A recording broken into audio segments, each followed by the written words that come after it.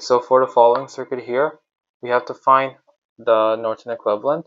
Let's start by finding R Norton, which is equivalent to RTH. So let's turn off all independent sources. So this one will be replaced with an open wire. So, and we can't turn off this one because this is a dependent source. So it'll be like this.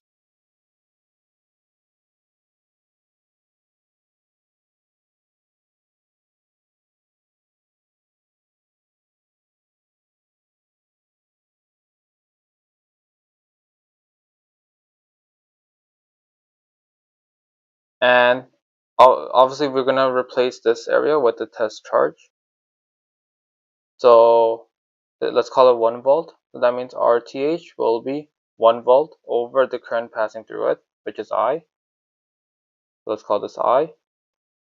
Sorry, just I. And let's solve for I. So let's call this I1 and let's call this I2. Alright? So for mesh I1, it will be 6 I1 plus 2 VX plus 2 I1 minus I2. And for mesh I2, it will be 2 I2 minus I1 plus 1 volt. Now let's focus on this one. Let's substitute something for Vx. So Vx, Vx is over here, right? So Vx is equal to 2 ohms times the current passing from the positive terminal. The positive terminal is up here, right?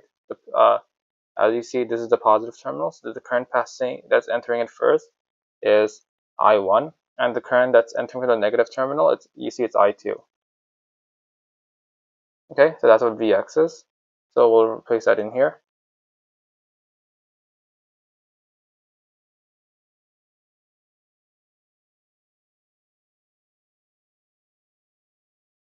Alright, and then let's simplify this more.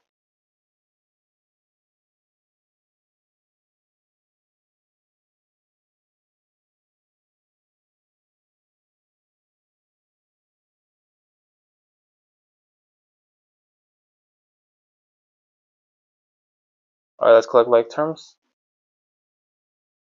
So 12I1 minus 6I2. We see I1 will be equal to, so this is, sorry, 12I1 is equal to 6I2. So I1 is equal to 6 over 12I2. So that means I1 is equal to 1 over 2I2. Now we can plug that into this equation. So I2 minus 1 over 2I2, that's just 1 over 2I2. Times it by 2, these two cancel out.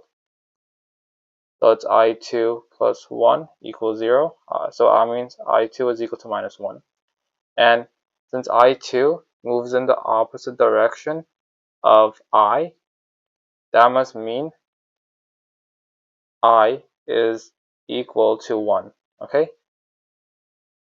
And we know RTH is equal to 1 over I. So it's 1 over 1. So it's just 1.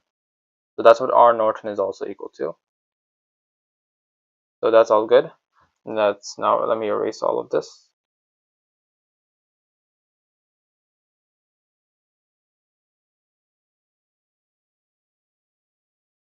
Okay, hold on, let me redraw R Norton. Okay, R Norton is 1 ohm. Now let's find I Norton.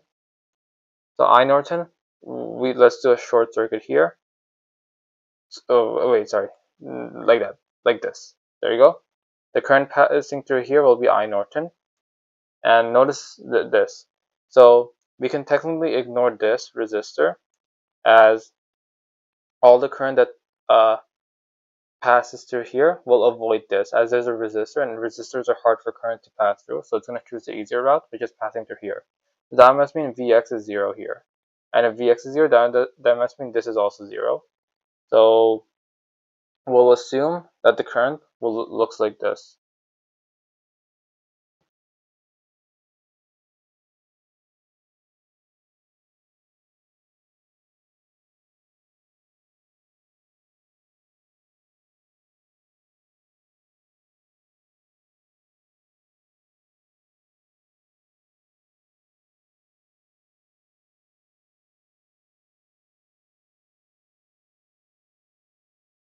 Okay, so we're going to decide how the current is going to look like. And again, recall there will be no current passing through this either, because it's much more. So when the 10 amps enters this node, it's going to avoid the 6 ohm resistor, because it noticed that this region is much more easier for the travel to. So that means I Norton will be equal to 10 amps. All right. So now let's write the Norton equivalent circuit. This is 10 amps here. The resistor is 1 ohm. And then we write this portion of the circuit over here. So it will be A here, B here, and that's your final answer.